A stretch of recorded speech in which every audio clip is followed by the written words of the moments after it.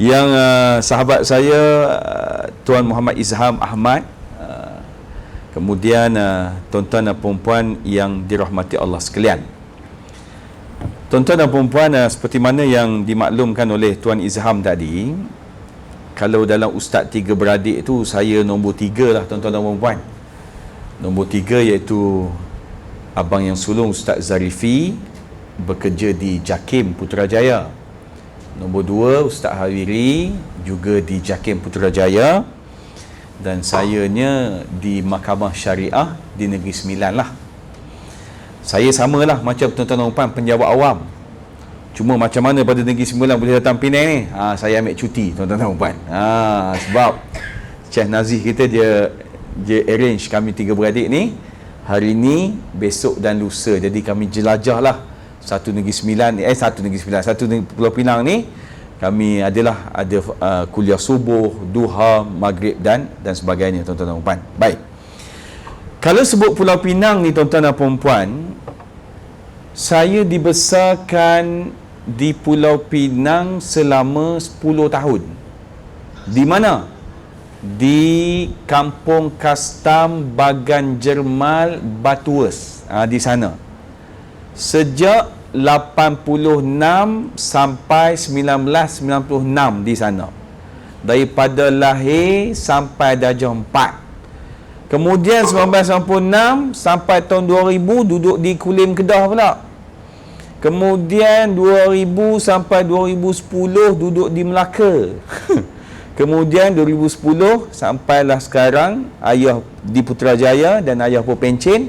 Jadi masing-masing duduk area situlah, di Sepang, Salak Tinggi, di Nilai dan sebagainya. Jadi kalau nak katanya saya ni orang mana, asalnya orang Pasir Mas, Kelantan. Cuma kami duduk di mana? Di utara ni lama, iaitu di Kampung Kastam Bagan Jermal. Daripada lahir sampai darjah 4 saya lah. Zarifi dia paling lama, daripada dia lahir sampai dia tingkatan 5. Dia sekolah di Penang. Sekolah terakhir dia di Al-Masyhur Lelaki, SMKA Al-Masyhur Lelaki. Jadi kalau dengar lah, kalau kami 3 orang ni kadang ceramah bunyi Kelantan, bunyi Terengganu, bunyi Penang, bunyi Kedah tu, mana kata tuan-tuan tahulah bahawasanya kami ni jenis orang yang hidup merempat tuan-tuan. Nomad, kejap A, kejap B, kejap C dan sebagainya. Jadi tapi seronok juga. Seronoknya pasal apa? Sebab dapat mengenali selok-belok budaya negeri masing-masing lah. Tapi kalau tuan-tuan tanya saya lah, yang paling saya suka duduk di mana? Di utara. Pasal apa saya suka duduk di utara? Contoh paling mudah lah. Contoh saya pergi makan kenduri kan. Makan kenduri tadi, habis makan kenduri tadi dia hujan lebat. Saya tak tahu pasal apa orang utara punya perangai. Saya lalu ni nak pergi kat kereta, dia boleh kata gini, "Mailah singgah dulu, hujan tu. Mai singgah dulu." Saya pun kata, aku tak kenal apa pasal apa panggil aku. Dia ramah terlebih tak orang utara ni. Betul tak? Betul tak tuan-tuan? Betul tak? Ni saya habis ceramah ni, jadi ada orang buat makan siakat steam mana-mana ni. Betul tak betul? Sebab ramah lebih ni tuan-tuan. Baik. Maka tuan-tuan dan puan-puan yang dirahmati Allah sekalian, pada pagi ni kita buat sesi perkongsian lah tuan-tuan dan puan. Sebab yang hadir di hadapan saya duk kira-kira pada tadi ni dalam 250 orang. Yang tak nampak lah, yang nampak ni saya boleh kira lagi bawah pada tu sikit. Yang tak nampak hampir 250 orang tuan-tuan dan puan. Tak apa, berapa orang pun ada, kita pun ramai lagi ni. Syekh Nazih ni saya tak tahu mana satu kamera dia guna, sampai 3 tuan-tuan dan puan. Mic pun jenama mahal, RODE. Orang panggil apa? Rodeng ke apa? Rod ke apa kan? Mahal ni jenis begini. Baik. Tak apa tuan-tuan dan puan. Maka tuan-tuan dan puan yang dirahmati Allah sekalian, Allah Ta'ala sebut dalam surah At-Tahrim ayat yang ke-6. Apa bunyinya? A'udzu billahi minasyaitonir rajim. Bismillahirrahmanirrahim. يا أيها الذين آمنوا قوا أنفسكم وأهليكم نارا وَقُودُهَا النَّاسُ وَالْحِجَارَةُ. Maka Allah Ta'ala mulakan ayat ini, tuan-tuan dan puan, apa dia sebut? Wahai orang-orang yang beriman. Sebab itu, abang-abang, kakak-kakak sekalian, bila kita duk selalu baca Quran, kita akan jumpa ya ayyuhallazina amanu, ya ayyuhan nas, kul ya ayyuhal kafirun. Okay.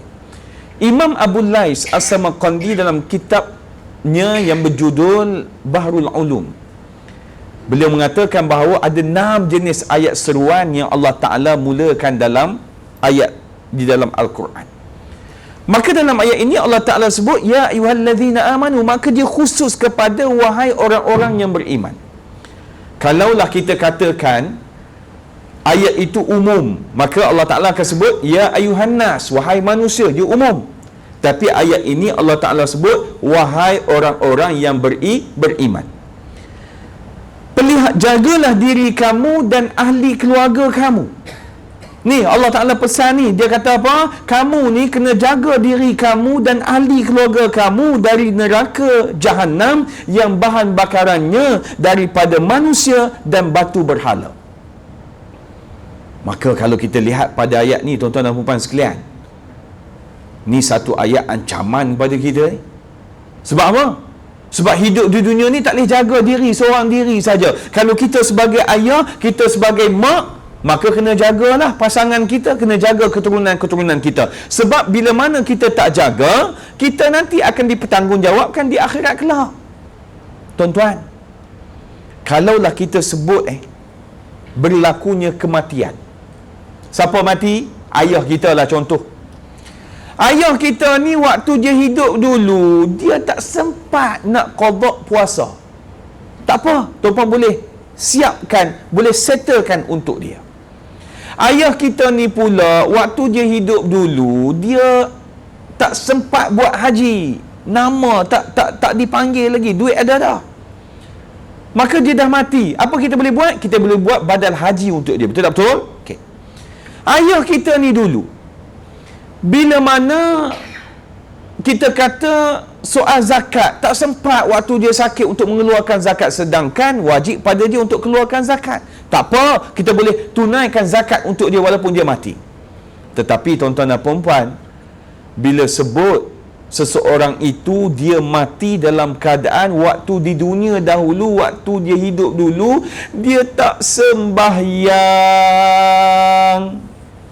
maka seluruh ahli keluarga dia tadi ni, seorang pun tak boleh nak qada untuk dia. Bukan sekadar tak boleh nak qada, nak bayar fidyah ke, nak apa ke, tak boleh, tuan-tuan dan puan. Sebab apa? Sebab bab solat ini, tuan-tuan dan puan, kita akan menghadap Allah Subhanahu wa Ta'ala one by one. Sebab itu tuan-tuan dan puan, bila mana hidup di dunia ni, paling penting adalah kena tengok diri kita. Aku ni, andai kata nanti Allah Ta'ala ambil, lepas tak aku dengan Allah Ta'ala nanti? Cuba semak balik, semayang kita bagaimana? Cuba semak balik, puasa kita macam mana? Cuba semak balik, zakat kita macam mana? Sebab tuan-tuan dan puan-puan, saya pernah berceramah di satu masjid. Waktu tu kuliah subuh. Habis kuliah subuh tadi, datang seorang pakcik. Dia kata, Ustaz, saya nak tanyalah, lah ni umur pakcik 68. Oh, tua dah. Cuma waktu pakcik muda dulu, saya ingat pakcik lah umur pakcik dalam 20 hingga 35. Pasal apa?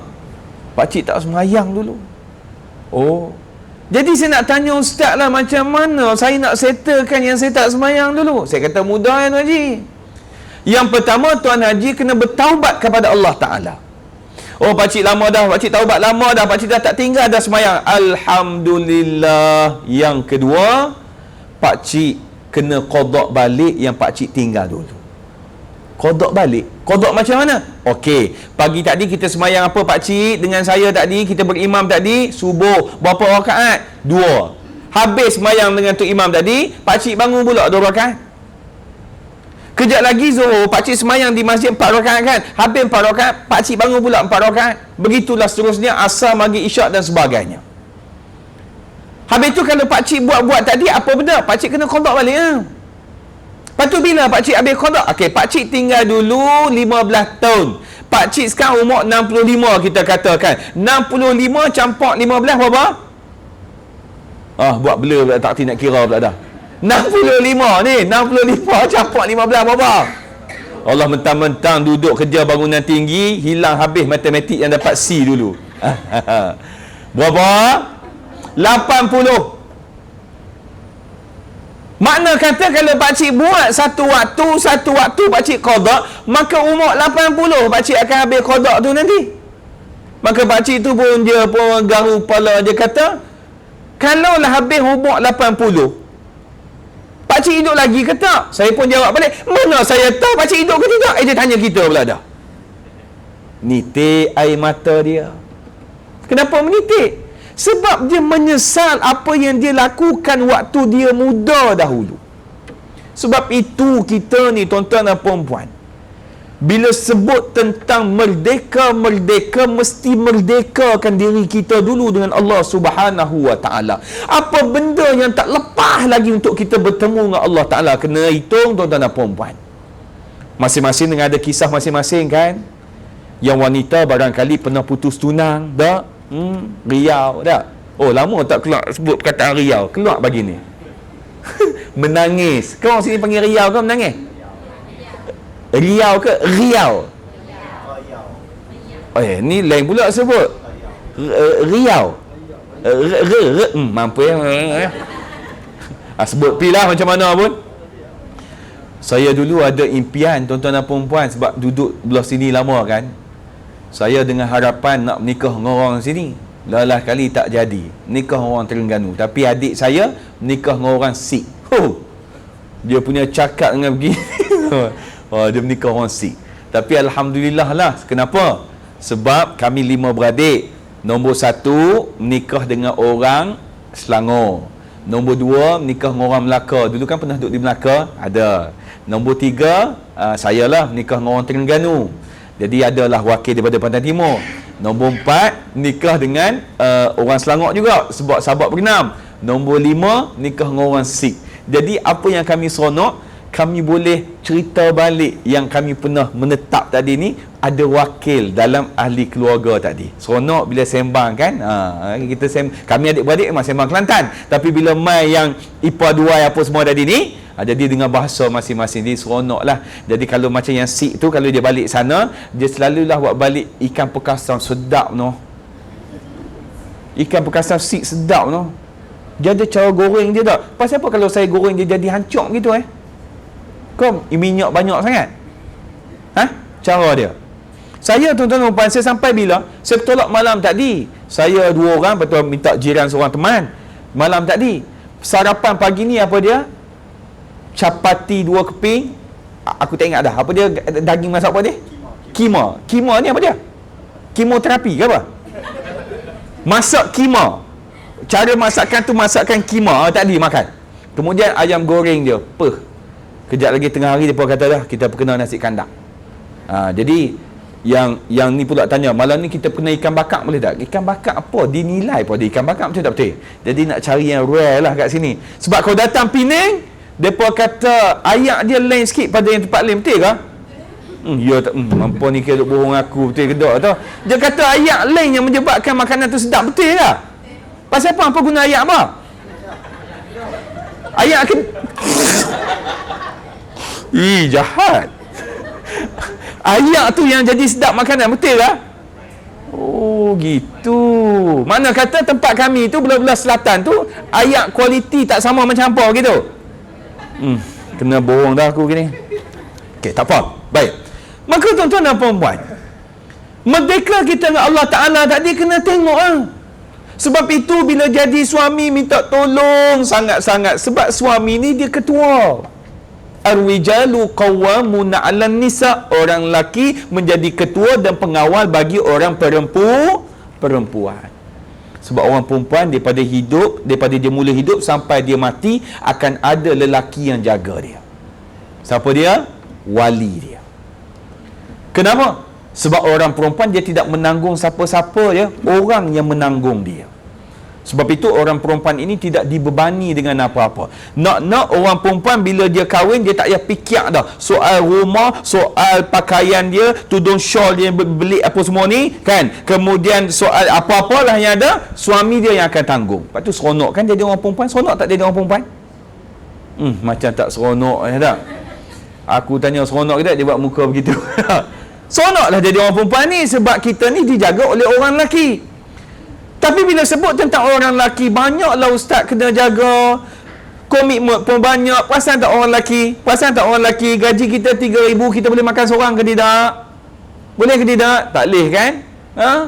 Habis kat isteri dengan anak-anak lah, kali tinggal kat kita dalam 2,500 gitu je lah kan.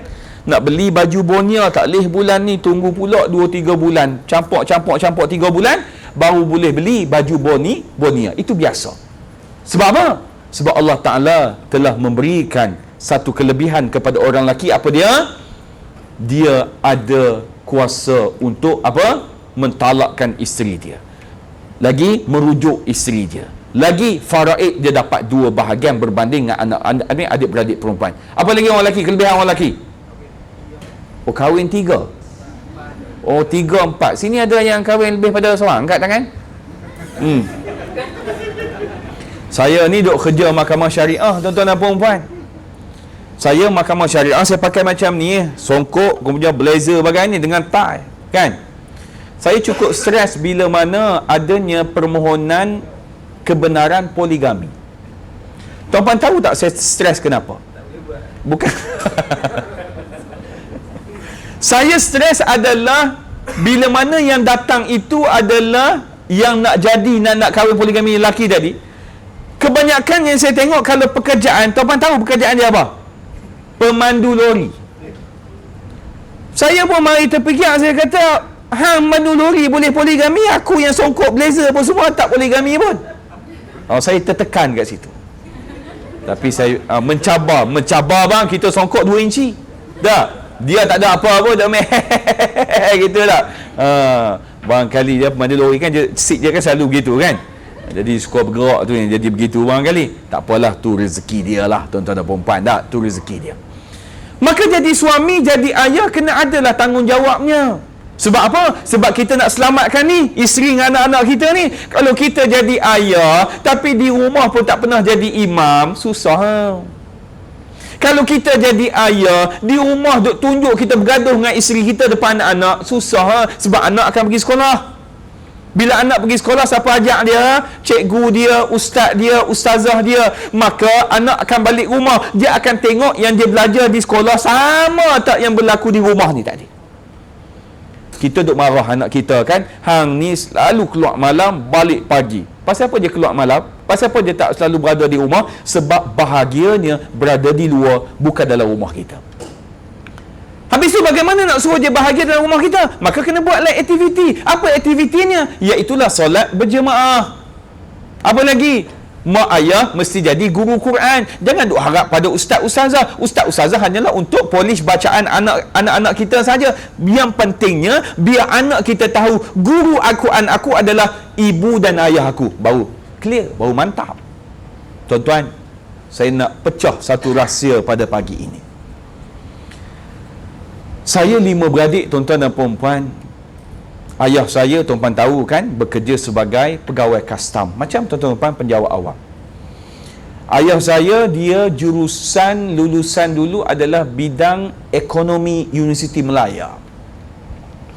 Maka diberitahu oleh ibu saya, bila mana dapat abang yang sulung Ustaz Zarifi tadi, ayah saya dia buang 2 benda. Apa dia tuan-tuan dan puan? Yang pertama adalah rokok, yang kedua adalah suar pendek. Kemudian ayah ni tadi dia pergi cari kawan baru dia. Di mana? Di masjid dan di surau.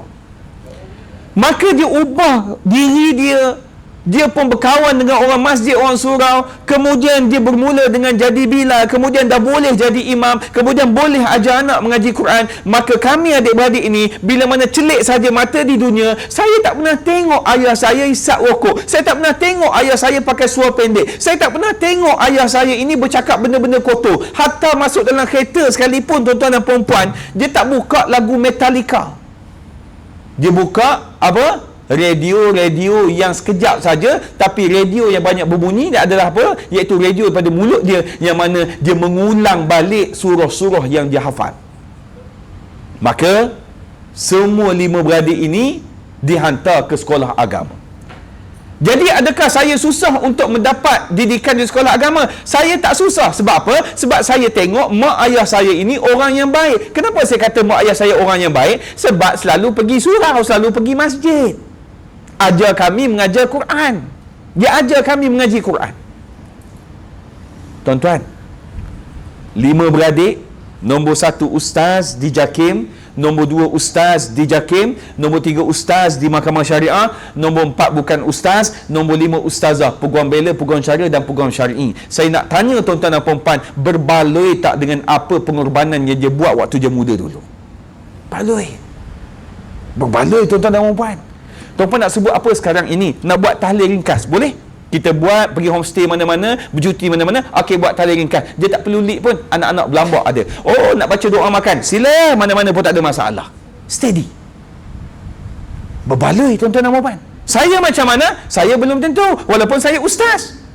Sebab didikan juga adalah berbeza, betul tak betul? Berapa ramai orang yang ustaz, ustazah, mak ayahnya, tapi anak tak jadi ustaz? Ada kan? Berapa ramai orang yang mana bukan ustaz, ustazah, tapi anak boleh jadi ustaz? Contoh, sayalah di antaranya. Jadi ceritanya, kalau nak ubah keluarga kita jadi orang baik, rupanya boleh. Ceritanya adalah nak atau tak nak sahaja. Sebab itu tuan-tuan dan puan-puan, terutamanya kita yang sebagai penjawat awam ni kan, tuan-tuan dan puan-puan, kerja elok-elok. Tuan-puan cari rezeki yang elok-elok. Sebab bila dapat rezeki, kita nak suap pula di mulut isteri dengan anak-anak kita ni. Pastikan rezeki itu dalam keadaan yang halal. Pastikan rezeki itu tidak bercampur gaul yang pelik-pelik, kan? Kadang-kadang ada kursus di Johor Bahru, di Muar Johor. Kita claim mileage sampai Johor Bahru. Kan? Kemudian kalau hujung tahun nak tutup akaun ni, mana kata claim tak boleh bayar. Aku tak nak buat kerja sebab dah hujung tahun. Sedap. Padahal buat je lah, cover balik yang kita duk keluar 12.30 ni, sepatutnya pukul 1. Kan kita nak beli bihun sup.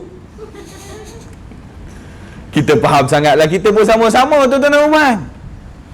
Kena tengok benda tu. Sebab benda rezeki ni tuan-tuan dan puan, dia bukan benda main-main. Benda rezeki ni adalah benda yang mana kita makan dan anak isteri kita makan.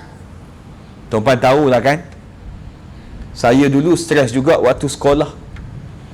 Bila isi borang maklumat penjaga ibu bapa, kita tulis nama ayah kita, pekerjaan ayah kita, kita tulis pegawai kastam. Daripada sekolah rendah sampai sekolah menengah, akan ada kawan yang menegur, oh, ayah kau kerja kastam. Ayah kau makan rasuah tak? Dia tanya soalan tu kat saya. Kerap tuan-tuan dan puan. Sebab kalau sebut kastam, sebut polis, tu je kira main rasuah. Dia tak fikir yang kerja di sini pun barangkali boleh terlibat dengan rasuah, boleh ke tidak? Boleh. Nak ataupun tidak sahaja. Dulu nak cerita. Tapi risiko banyak. Saya ingat lagi, sebut saja perayaan apa. Ada je orang datang rumah nak hantar hamper. Waktu tu di Kulim kan, Kulim Kedah dulu dia kawasan high tech kan. Kilang. Ayah pula dulu bos kat sana. Ada, mari hantar. Saya tak tahu macam mana dia tahu rumah ayah saya. Rumah tu kami sewa. Kan? Mari. Ayah buat apa? Balik. Dia kata tak boleh. Bos saya suruh bagi pada tuan. Tak boleh. Tak. Kau ambil balik. Buat balik pada anak bini kau. Tak boleh. Tok Mek. Tak boleh. Balik. Tutup pintu pagar. Datang pula kilang lain pula. Tengok. Dia bermula dengan hamper. Bila kita dah ambil hamper tu, kita rasa apa? Rasa shock. Bila dah rasa syok, dia bagi lagi, kita rasa apa? Rasa kenyang. Bila dia bagi lagi, kita rasa apa? Rasa rindu lah tak dapat. Kita pula tanya, tahun ni tak ada hantar. Pula. Jangan buka ruang-ruang yang mana boleh menjadikan kita hanyut dan lalai, tuan-tuan dan puan-puan. Baik. Maka tuan-tuan dan puan-puan yang dirahmati Allah sekalian, kalau sebutlah tuan-tuan dan puan-puan tentang kehidupan kita, hari itu tuan-tuan perasan tak viral di Facebook yang mana ada seorang penceramah kuliah subuh di negeri Selangor. Dia sedang berceramah kuliah subuh, kemudian dia mati. Ada perasan? Apa namanya? Almarhum Ustaz Dr. Sobri Awang. Dia pensyarah di USIM. Rumah saya tinggal di Nilai, dia pun tinggal di Nilai juga. Baik. Maka dia kuliah subuh di mana? Dia kuliah subuh di Surau Al-Ittihadiyah di Shah Alam. Hari apa? Hari Ahad kuliah subuh. Saya dengan abang-abang saya, kami buat forum subuh di surau tu juga hari Sabtu pagi. Dia hari Ahad, kami hari Sabtu.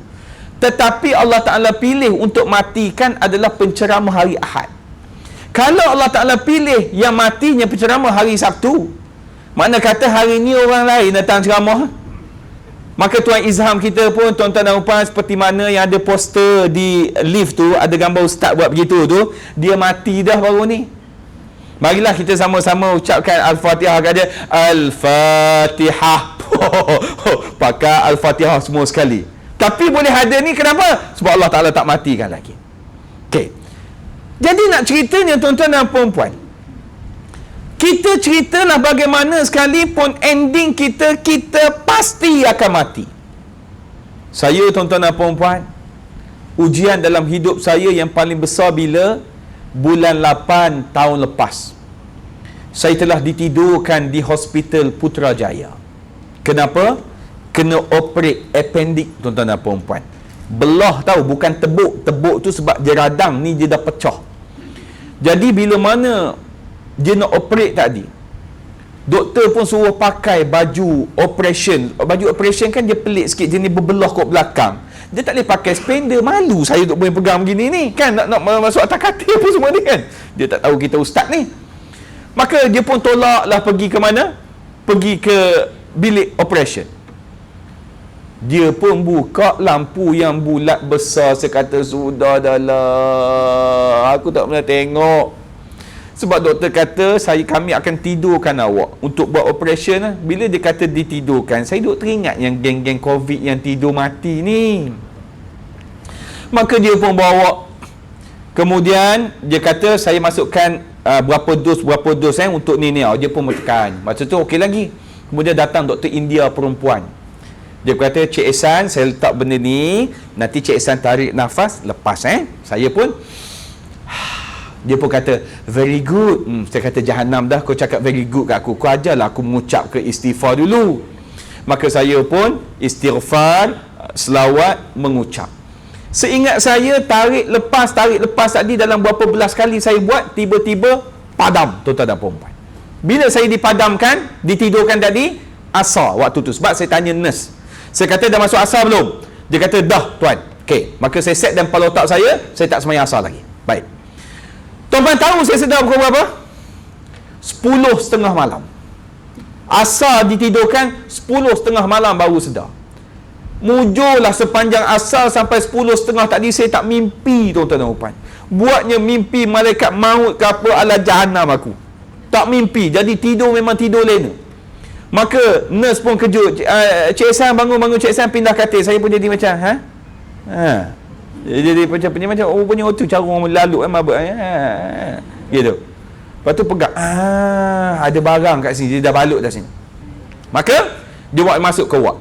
Masuk ward tadi, isteri saya ada sebelah. Saya kata, buat apa? Okey. Saya kata, abang nak tidur sekejap sebab saya sakit kepala. Saya pun tidur sejam, bangun balik pukul 11 lebih. Kenapa? Sebab saya duk fikir asar, maghrib, isyak saya tak buat lagi. Maka saya kata ke rumah, ambil spray. Saya pun semayang maghrib, asar, maghrib, isyak. Boleh tak saya tidur sampai besok? Boleh. Tapi dia akan jadi asar, maghrib, isyak, subuh. Banyaklah. Betul tak betul? Maka saya pun settle yang tu dulu. Maka besok bangun pagi, tuan-tuan dan puan-puan, Doktor datang, dia kata macam mana Cik Ehsan? Okey, saya kata okey. Doktor, macam mana operation semalam? Dia kata waktu dia belah tadi, kita punya saluran appendix tu jelas sekali tuan begini, tapi saya punya dah macam ni sebab dia dah pecah. Jadi doktor sedut nanah dengan air perut tadi total 7 liter tuan-tuan dan puan-puan. 7 liter, banyak mana abang mineral, air mineral abang untuk minum tu ada 7. Saya kata banyak, sebab dia kata mujur nanah tadi tak pergi ke atas. Kalau dia pergi ke atas, dia akan belah sini, dia akan belah sini, dia akan keluarkan usus tadi, dia akan basuh semua sekali. Yang dengar pun boleh tahan juga kan. Maka lepas 3 hari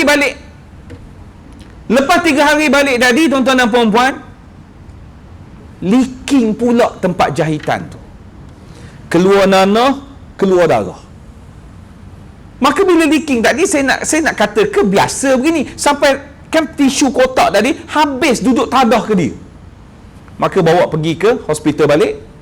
Maka doktor pun kata kita tahan ward ya, sebab kita bimbang nanah tu ada lagi, sebab dah keluar ni. Masuk balik ward malam tu.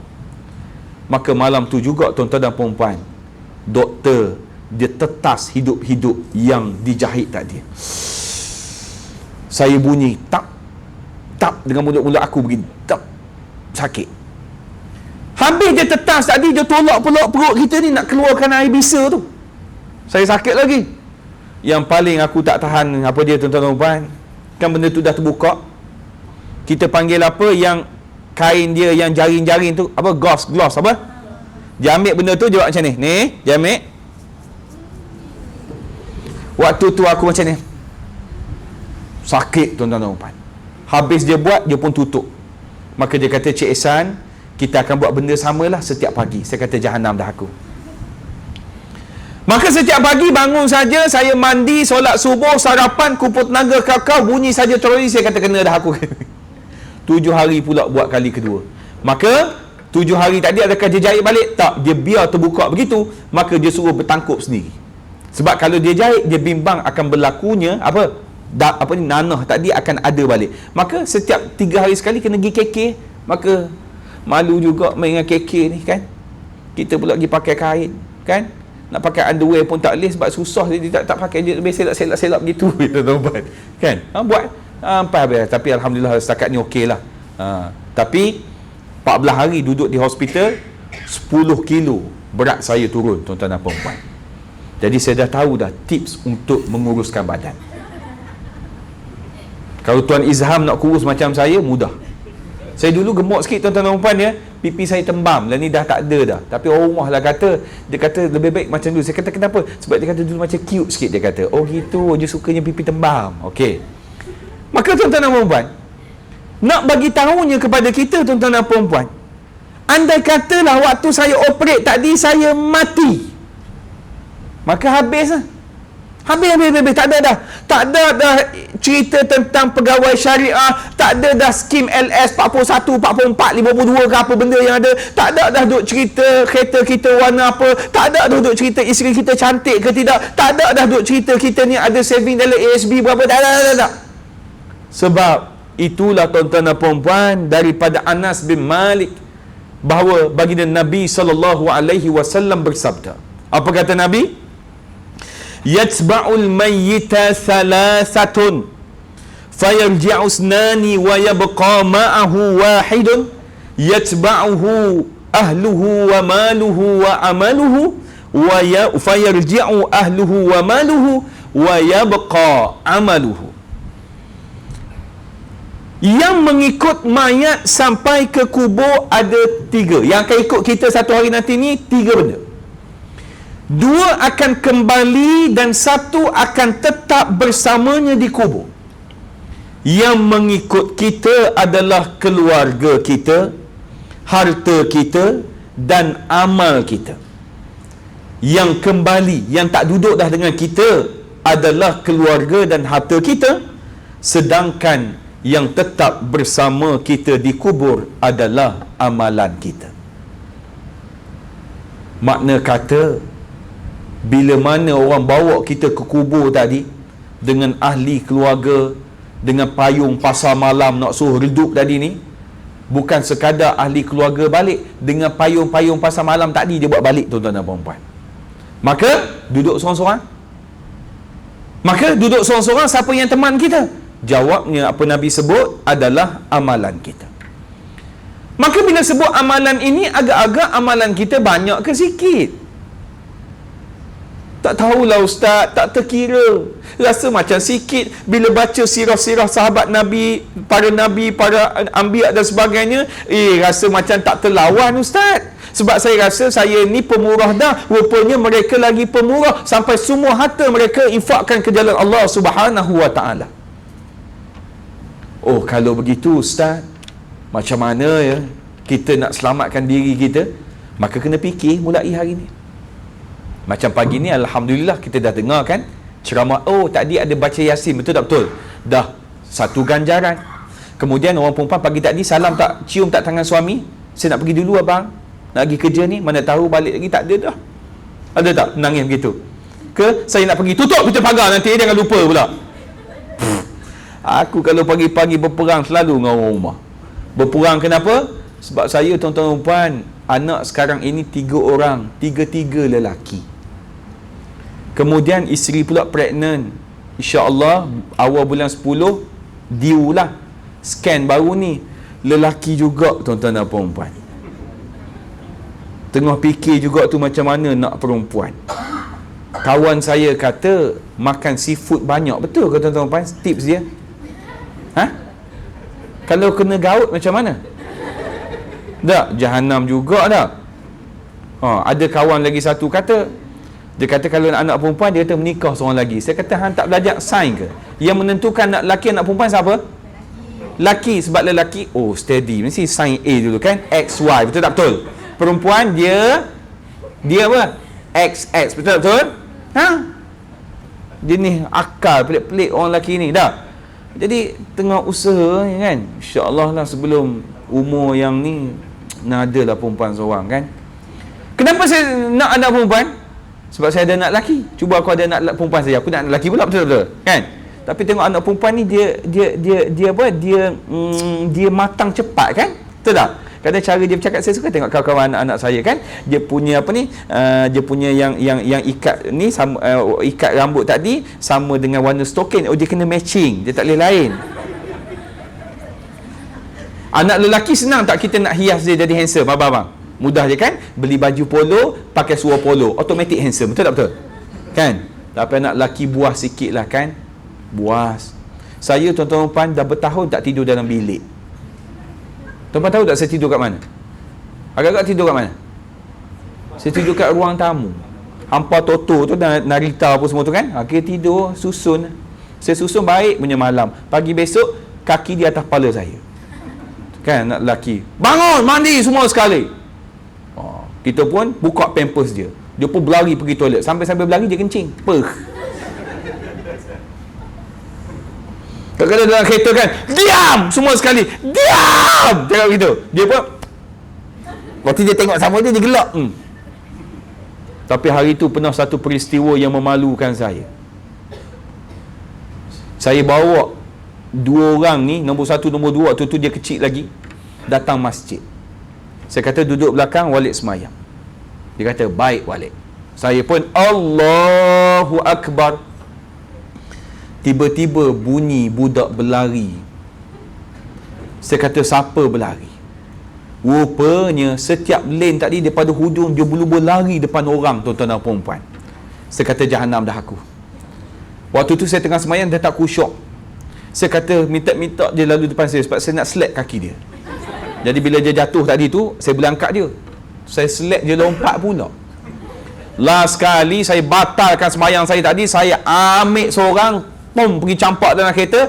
Seorang lagi dah menangis dalam masjid sebab cari member dia tak ada yang berlari. Ambil tu pula, baling dalam kereta, buat balik rumah. Kat rumah tadi pra tak pukul, marah jokah apa semua. Orang menangis dua-dua. Nak buat lagi? Tak nak. Lah ni okey lah kalau bawa pergi masjid, dia duduk belakang. Jadi bila habis semayang saya bagi salam. Pula dah. Dia nak kata dia okey ke tak? Saya kata okey. Hari tu bawa yang nombor 3. Steady abang dia. Nombor 3 dia dah start nak berlari. Maka dia sambil-sambil semayang, sambil-sambil pegang. Dia sujud pun begitu. Tuan-tuan. Sebab dia nak lari ni. Itu kerenah lah anak lelaki kan. Standard lah tuan-tuan. Cuma rumah saya lah dia nak sangat anak perempuan tu kan. Tapi mudah-mudahan lah kan. Doa-doa lah tuan-tuan saya dapat anak perempuan boleh? Boleh Kalau anda dapat anak perempuan nanti saya bawa datang sini lah pula datang sini kita atur anak-anak saya kat sini. Baik. Maka amalan kita ni tuan-tuan dan puan yang jadi penentu sama ada kita ini masih layak untuk masuk syurga ataupun tidak. Sebab itu saya katakan tadi, orang lelaki setiap bulan jangan miss untuk beri nafkah pada isteri kita. Cuba bayang, kita kahwin 35 tahun dan kita mati.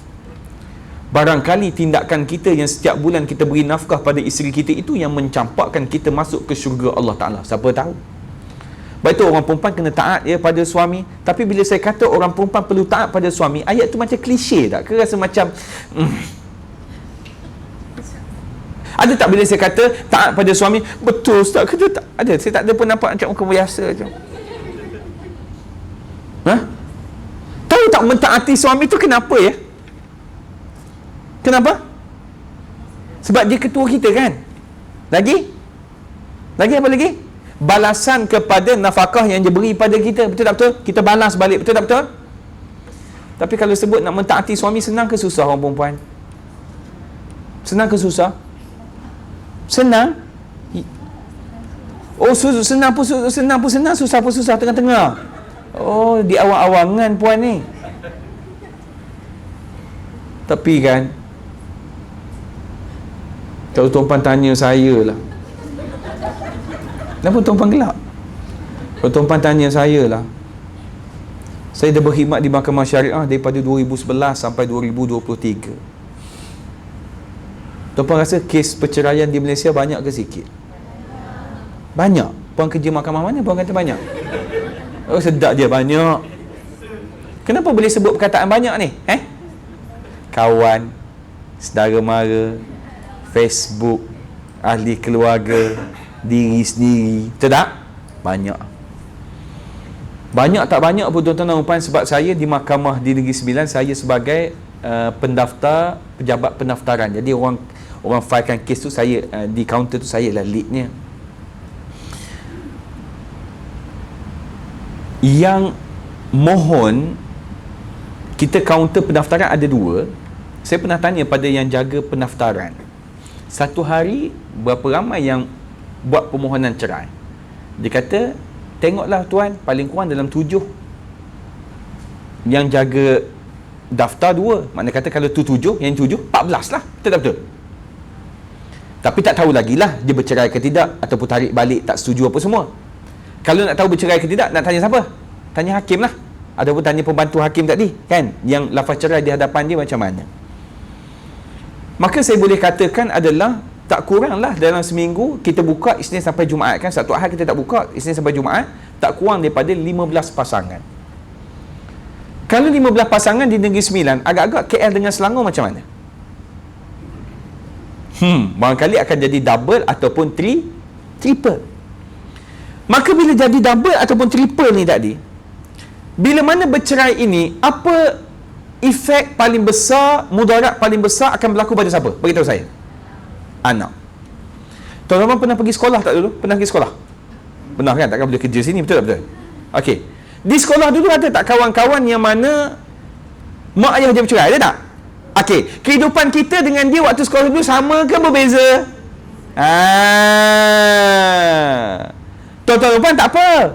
Tuan-tuan bercerai sekalipun, tuan-tuan ada ke kerja dah, pakai smart-smart sikit, bubuh di Facebook apa semua, muka baik sikit kan, posing nampak kurus sikit, badan gemuk bagi contoh kan, kita ambil side tepi sisi saja, kita pun ambil pasangannya baru, kita bahagia. Anak dia tak ada gaji, dia tak ada lagi, dia punya masa depan dia tak ada kerjaya. Dia nak apa anak-anak? Dia nak kasih sayang pada mak ayah dia. Jadi bila mana dia nak kasih sayang pada mak ayah dia, tapi mak ayah dia tidak boleh memberikan kasih sayang, maka apa jadi pada kehidupannya? Sedangkan dia boleh dapat straight A, sedangkan dia boleh jadi anak yang pandai, potensi dia ada, tapi disebabkan mak ayah bercerai tadi, maka potensi itu tiba-tiba hilang. Jangan buat main isu ini. Sebab itu kena jaga pasangan kita betul-betul. Sebab tu orang lelaki Kau tengok perempuan yang lawa sikit, dahi licin sikit, jangan mudah goyah. Steady kan? Lepas tu saya suka orang lelaki kalau boleh pakai kopiah 24 jam. Songkok kan? Jadi bila nak buat sikit, tak boleh kopiah atas kepala ni. Lepas tu tasbih di tangan. Subhanallah. Subhanallah. Tak? Orang pun datang ke kaunter, tuan, kejap saya habiskan lagi 5 subhanallah ni, boleh tak? Sebagai contoh. Kena buat begitu. Bukan kena buat sebiji begitu, nak katanya supaya berubah menjadi orang yang baik. Sebab kehidupan kita ini macam-macam dugaan dan ujian. Betul tak? Macam-macam, jangan buat main. Ujian kita ni macam-macam. Kalau penjawat awam, dia ada ujian dia. Kalau orang yang kerja swasta, dia ada ujian dia. Kalau orang yang kerja bisnes, kerja sendiri pun ada ujian dia. Maka ujian inilah yang kena jaga betul-betul. Apa yang nak jaganya ini? Maka kena dekatkan diri kita dengan Allah Subhanahu Wa Ta'ala. Macam sekarang ni lah, tuan-puan korbankan masa tuan-tuan dan perempuan kan, tak dibaca Yasin, kemudian terpaksa tolak dulu kerja ni sekejap ni, nak hadir ke majlis kuliah agama ni, pagi ni, kuliah duha ni, nak tengok penceramah ni yang kata ni daripada KL ni, muka macam mana, muka nampak tua padahal umur muda lagi, sebagai contoh. Jadi benda-benda ni tuan-tuan dan puan, dia perlu pada pengorbanan.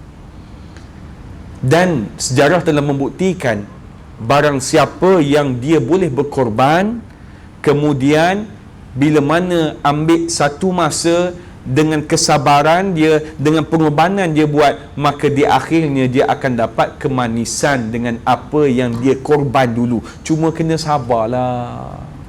Kena sabar. Sebab itu tuan-tuan dan puan-puan yang dirahmati Allah sekalian, bila kita bercerita tentang anak-anak, tuan-tuan dan puan-puan sudah pasti majoritinya di sini ada anak, bukan? Betul tak? Maka mendidik anak-anak zaman dulu dengan zaman sekarang, yang kita lalui dulu dengan kita nak hadapi sekarang, berbeza ke tidak? Beza kan? Saya, kalau tuan-puan tanya saya, walaupun ayah saya pegawai custom dulu, tapi dulu pegawai gaji tak besar pun, mak saya tak kerja. Maka waktu 90-an saya sekolah dulu, kita waktu tu pakai kasut jenama apa yang budak-budak selalu pakai tuan-tuan? Dulu 90-an, Palas Jazz, ingat lagi? Jangan buat lupa. Maka Penguin, abang pakai kasut tu? Okey, pakai kasut Penguin Maka saya, tuan-tuan dan puan, saya ingat lagi ni nak cerita didikan.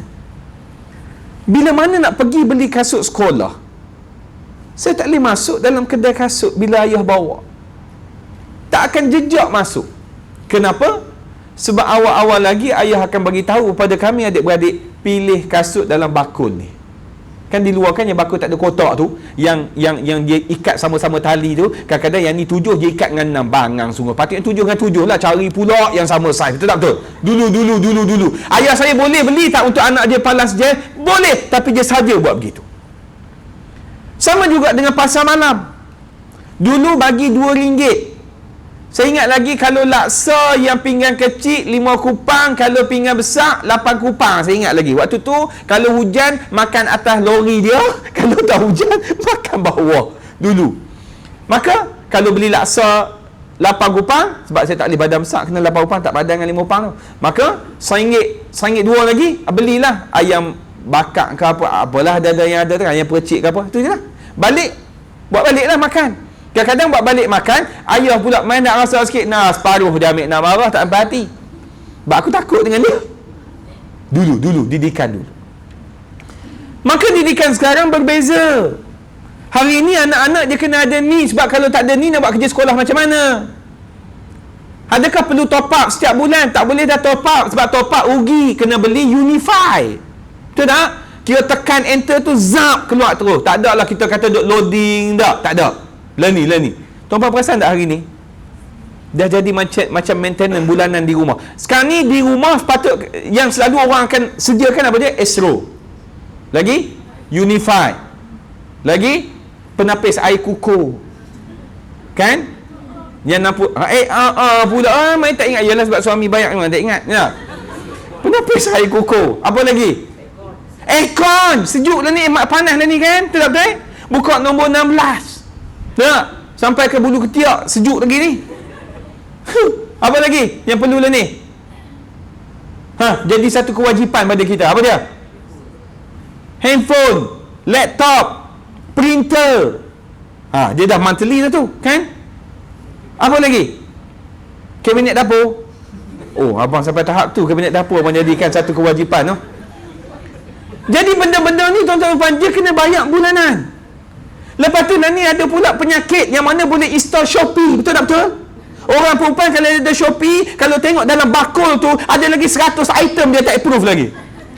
Sebab dia tunggu 8 hari bulan 8, 9 hari bulan 9. Betul tak? Sebab aku pun buat kerja tu juga.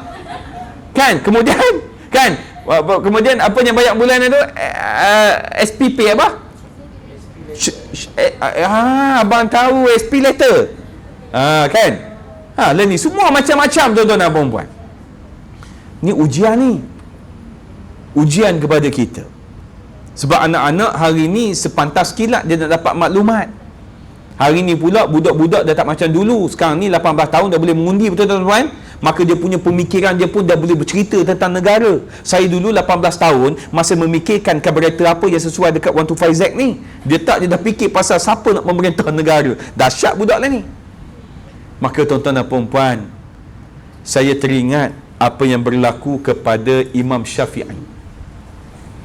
Bila mana dia bertanya kepada gurunya Imam Waqi'. Apa Imam Syafi'i tanya? Dia tanya berkenaan dengan hafalan dia yang tak berapa nak comel, yang tak berapa nak cantik ni lah. Maka gurunya berpesan kepada dia, memberikan nasihat, dan nasihat itu Imam Syafi'i dia buat dalam bentuk syair. Apa bunyi syair itu? Syakautu ila waqi'in su'a hifzi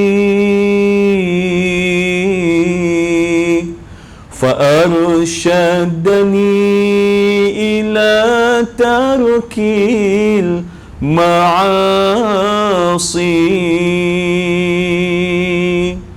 وأخبرني بأن العلم نور ونور الله لا يهدى للعاصي.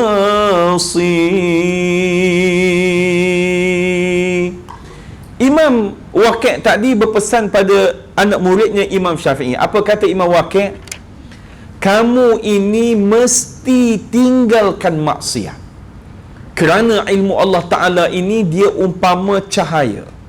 Maka cahaya ilmu Allah Ta'ala ini sama sekali tidak akan melekat kepada si pelaku maksiat. Sampai itulah ustaz saya tegur dia tak dengar. Sampai itulah ustaz saya marah dia buat bodoh aja. Sebab barangkali dalam hatinya diselaputi dengan unsur-unsur yang maksiat. Tuan-tuan pun boleh tengok pada diri tuan-tuan dan puan. Kita dah tak baca Quran 2 bulan. Bila kita baca, perasan tak lidah jadi macam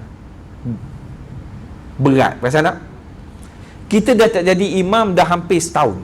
Tiba-tiba orang tolak jadi imam, dia jadi macam gelabah biawak sikit. Perasan tak? Sama.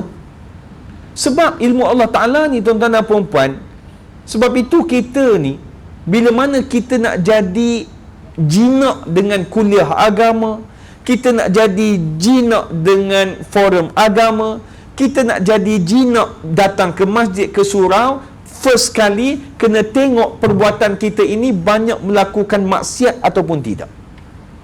Dia akan sampai satu tahap bila mana kita dah terlampau banyak buat maksiat, ujian yang akan diterima adalah kita dah tak boleh nak beza antara baik dan buruk.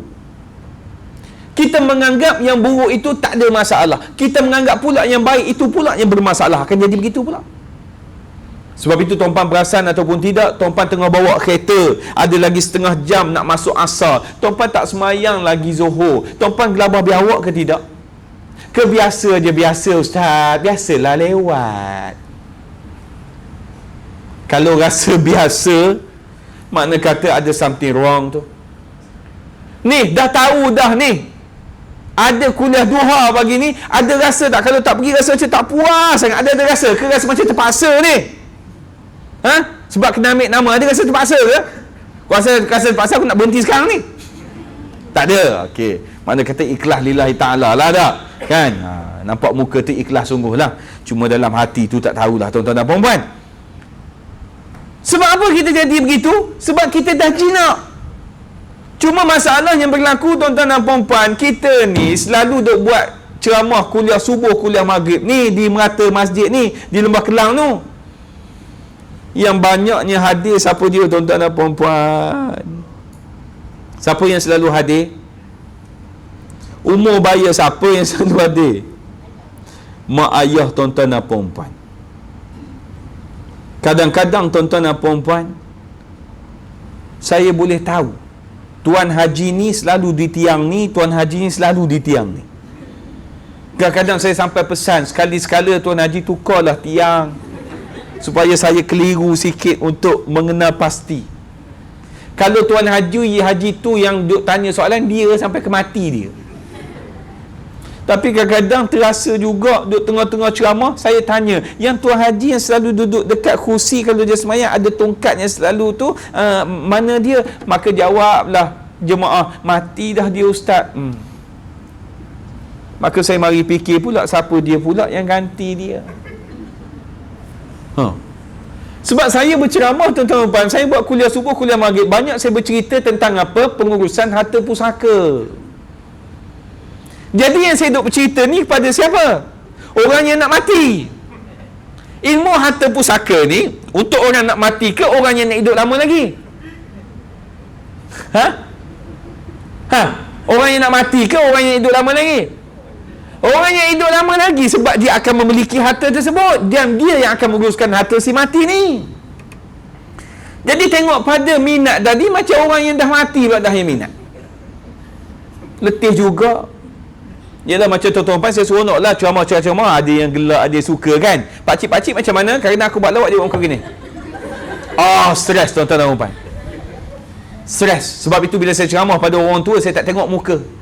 Saya tengok dinding aja. Saya menganggap dia bersenyum kat dinding tu. Sebab penceramah tuan-tuan bila berceramah, dia tak ada respon daripada jemaah, daripada pendengar. Dia stres juga. Rasa macam tak berguna aku hari ni. Tuan-tuan tak pernah ceramah, tuan-tuan tak rasa lah. Kalau tuan-tuan ceramah, tuan-tuan boleh rasa lah. Kan? Sebab itu penceramah dia kena bersiap siaga. Kan? Kan? Betul tak? Cara public speaking dia, pakaian dia. Betul tak? Betul? Buatnya saya pakai baju Melayu hari ni, jenis butang tak cukup. Apa tuan-tuan kata pada saya? Lekeh benar penceramah ni, Tuan Izham cari ni. Dari mana, kampung mana tak tahu mamat ni. Betul tak? Betul? Tak? Dengan keadaan saya datang ni, misal tak terurus begini misal. Tak? Sampai tak boleh nak beza mana satu mulut, mana satu dagu. Tak tahu dah. Apa tuan-puan rasa? Tuan-puan pun tengok, bila nak habis orang tua ni, tak, cakap saja bergerak habis ni, mana yang ada kan? Gelak. Penting benda-benda ini. Sebab itu kerja dakwah ni tuan-tuan dan puan-puan, hari ini dia mesti di luar kotak. Dia mesti fikir yang nak dengar ceramah aku ni siapa? Yang nak dengar ceramah aku ni orang muda ke orang tua? Yang nak dengar ceramah aku ni orang yang terpaksa ke orang yang betul-betul ikhlas nak datang? Yang dengar ceramah aku ini pejawatannya macam mana? Pengajiannya setakat mana? Pergi sekolah ke? Ataupun setakat darjah 6 saja ke? Ataupun ada ijazah ke? Ada kena begitu. Sebab itulah tuan-tuan dan puan-puan, penceramah hari ini, orang-orang yang menyampaikan ilmu-ilmu agama ini, dia mesti study lebih lah. Kenapa? Sebab orang yang nak mendengar itu, pastikan mereka dengar dan mereka dah dapat tuan-tuan dan puan-puan. Baik. Untuk yang terakhirnya tuan-tuan dan puan-puan, insya-Allah datang ke Pulau Pinang, tempat yang pertama dituju untuk saya di sini, abang saya di LHDN. HDN kan? Kejap lagi kena bagi pula tazkirah sebelum Jumaat kan. Kemudian baca khutbah. Masjid apa? Aku nak sebut tak kerti. Gaut apa? Dobi Gaut. Mana satu Dobi Gat kau Dobi Gaut? Dobi Gat. Nanti abang-abang akan solat situ. Ni abang-abang yang ada ni. Solat mana sekejap lagi? Abang-abang akan solat mana sekejap lagi? Situ. Oh, tempat lain. Pakistan. Gitu, no? Steady lah orang sini. Sembang Pakistan, mama India tu je media. Okey. Ni majoriti yang ada ni memang semua asal negeri Pulau Pinang ke? Oh, tak pun asal mana? Negeri Sembilan. Kenapa main kerja sini? Main balik kerja sini. Ke kahwin orang sini? Husband orang Kedah. Negeri Sembilan di mana? Port Dickson. Dekat lah dengan saya. Saya Sendayan. Saya selalu makan kat Port Dickson dekat kari kepala ikan kedai mamak tu. Nama apa? Nampak sangat tak duduk Port Dickson. Betul. Pernah pergi situ. Oh, suami orang Kedah. Oh, kenapa jauh sangat cari? Okay. Oh, jodoh. Dulu cinta dengan orang Negeri Sembilan, putuslah. Oh, bukan. Orang lelaki semua asal Penang. Dah, asal mana? Kedah. Orang ramai Kedah. Kebanyakan di sini, rumah di sini ke rumah di seberang sana? Daripada seberang. Lepas tu main kerja ni apa? Macam-macam lah. Ferry ada, Grab ada, motor ada, kereta ada. Yang lelaki majoriti motor lah. Pakai helmet. Dah.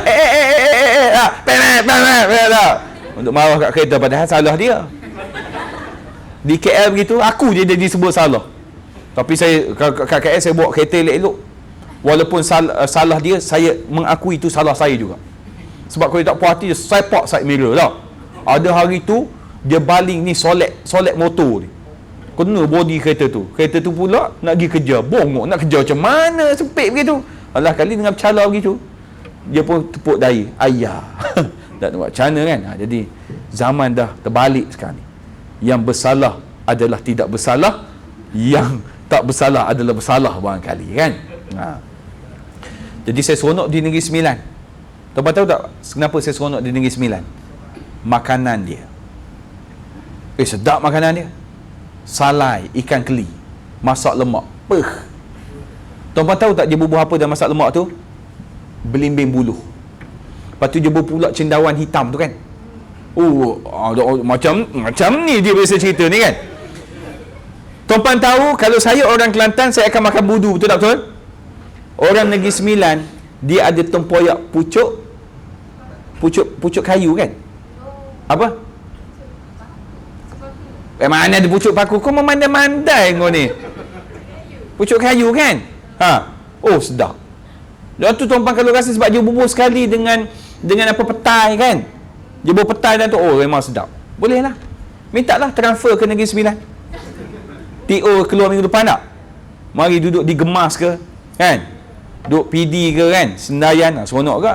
Duduk main layan kari sini. Pergi lah sana pula dah. Okey. Maka tuan-tuan dan puan-puan, saya nak tutup kuliah saya pada malam ini dengan sebuah lagu. Tuan-tuan nak dengar saya menyanyi, tuan-tuan? Tuan-tuan dah tengok dah YouTube channel Ustaz Tiga Beradik? Kejap lagi subscribe, like dan komen. Biar naik view tu banyak sikit, tuan-tuan dan puan. Ustaz Tiga Beradik, YouTube channel Ustaz Tiga Beradik. Kami ni tiga beradik.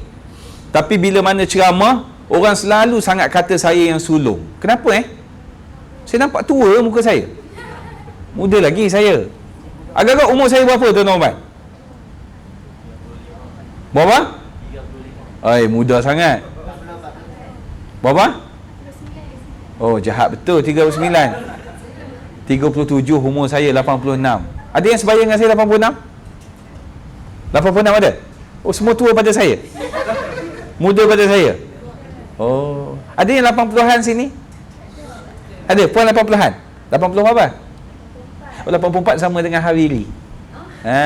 Yang handsome sikit kan, yang kurus perasan kan? Perasan handsome kan?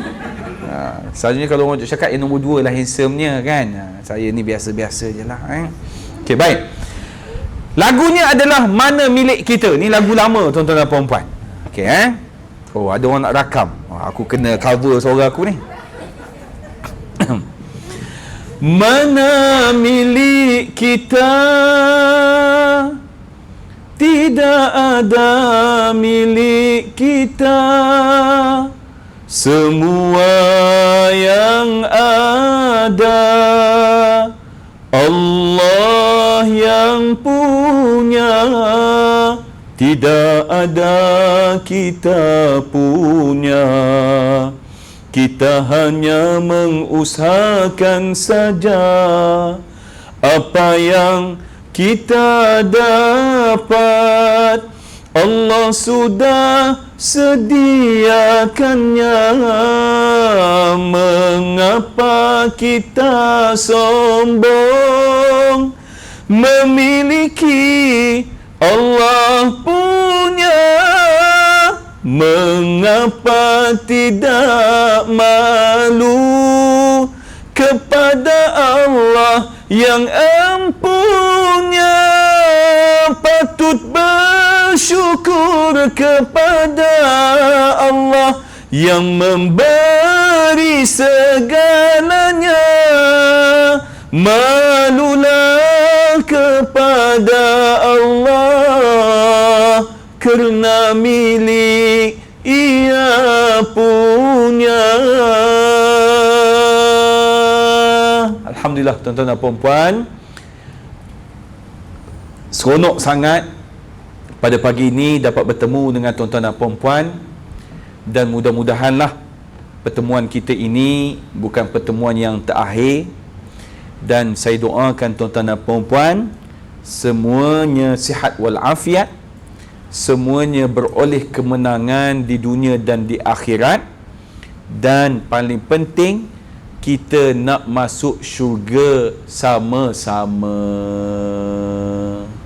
Tuan-tuan, cara paling mudah menjadi orang baik adalah tuan-tuan kena kawan dengan orang-orang yang baik. Siapa orang baik tu?